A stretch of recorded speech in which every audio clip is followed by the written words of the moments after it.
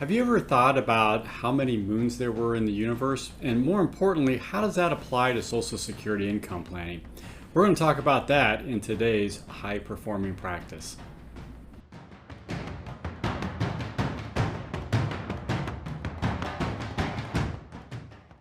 I spent a lot of my downtime up on our balcony taking a look at some of the thought leaders in and out of our industry and doing a lot of reading. I was reading this past weekend a blog from Seth Godin. I'm really enjoying some of his thought leadership.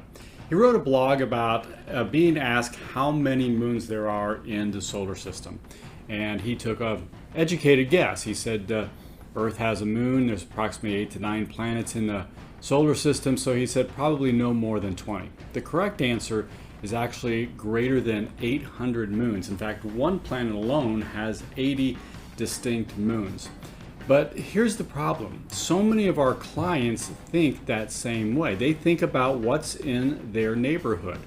They think about what their parents did with Social Security, what their friends are going to do with Social Security in their inner circle, and that will transfer into what their decision is going to do for Social Security. Now, here's the problem. Historically, only 2% of men take Social Security when it's maximized at age 70, and only 4% of women do the same thing.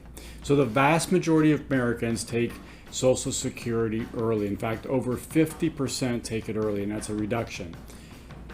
Number one reason why people take it early is because they don't believe it's going to be there when they reach full retirement age. Now, according to the U.S. Treasury regulations, as long as there's $1 of tax revenue coming in, that Social Security is going to be paying out. However, it may be paid out or reduced. Therefore, what we have to do is to shift that risk, and we've never been able to do so until now with innovative product design and more appropriate look of asset location than asset allocation. So I want you to think about changing your neighborhood in the way that you think, and think differently. Instead of thinking about the funding crisis of Social Security, think about how to shift that risk of the reduction, not the elimination, of Social Security. If you do so, I think that you will attract more people, you'll have better assets under management, and you will remain relevant with your clients through the greatest shift from the workforce to retirement, and that alone will make you a high-performing practice.